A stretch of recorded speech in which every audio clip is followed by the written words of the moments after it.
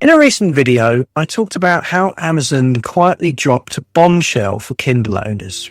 Starting in January the 20th, 2026, if an author chooses to publish a book without DRM, buyers will be able to download that book directly from their Amazon account as a real EPUB or PDF. On paper, that sounds like a small technical change, but the comment section exploded, not with outrage, with confusion, because people suddenly realized they'd been operating with very different assumptions about what buying a Kindle book actually means. This video is not about the policy details. It's about what people immediately started arguing about once that assumption cracked. Because the comments are where the real story is. The most common response I saw was this: "You don't own Kobo books either." Yes, that's correct. Kobo uses DRM by default. Kobo sells licenses. Switching platform does not magically turn digital files into physical objects. A lot of people drop that line as if it ended the discussion, but it actually reveals the problem. If Amazon and Kobo both sell licenses, and most readers only realize that during an argument in a comment section, then the issue is not platform loyalty. The issue is that the rules were never made explicit. People click buy with different expectations in their heads. Some assumed convenience, some assumed permanence, some assumed close enough. The system allowed all of those assumptions to coexist without clarification. That's why people are arguing now. Another huge cluster of comments went like this: "I've had a Kindle for years, nothing bad has ever happened."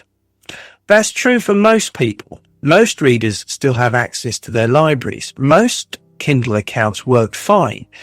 Most days, nothing goes wrong.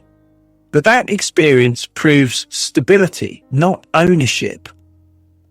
You don't discover the limits of a system while everything is working. You discover them during transitions.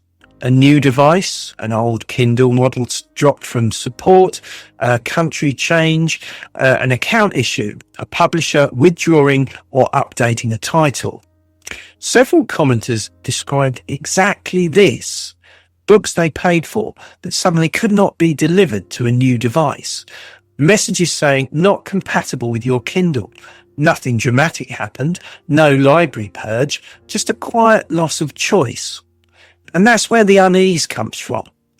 Closely related to that was this response: "This is overblown, nothing really changes." And again, on the surface, that's true. Your books are still there tomorrow. There's no immediate crisis. But here's why people reacted that way. Because when nothing changes, nothing becomes clearer either. If a system never explains its boundaries up front, the only way to learn them is by hitting them later. People aren't responding to catastrophe. They're responding to ambiguity. Ambiguity works very well for platforms. It works much less well for customers trying to make informed decisions.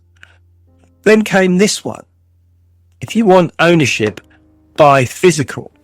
Yes, absolutely. Physical books are still the safest long-term format to have. But that answer sidesteps the real question people are asking. The question isn't, what is the safest format? The question is, what am I being sold right now? Digital reading exists because it is convenient, portable, and accessible. People aren't wrong for wanting that.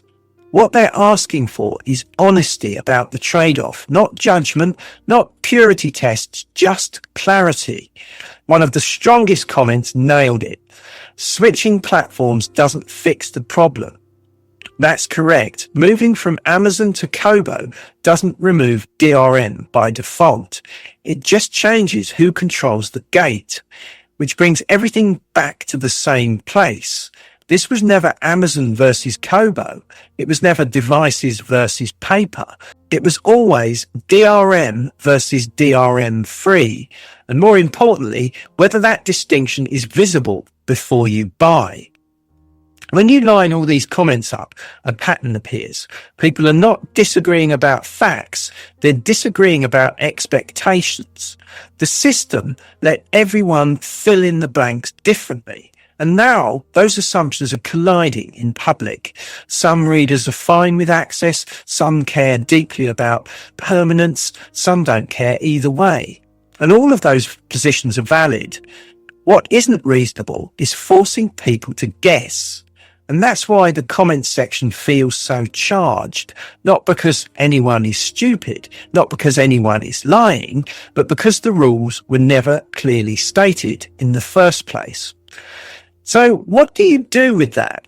You don't panic. You don't boycott by default. You don't pretend convenience is moral failure. You make ownership visible when it exists.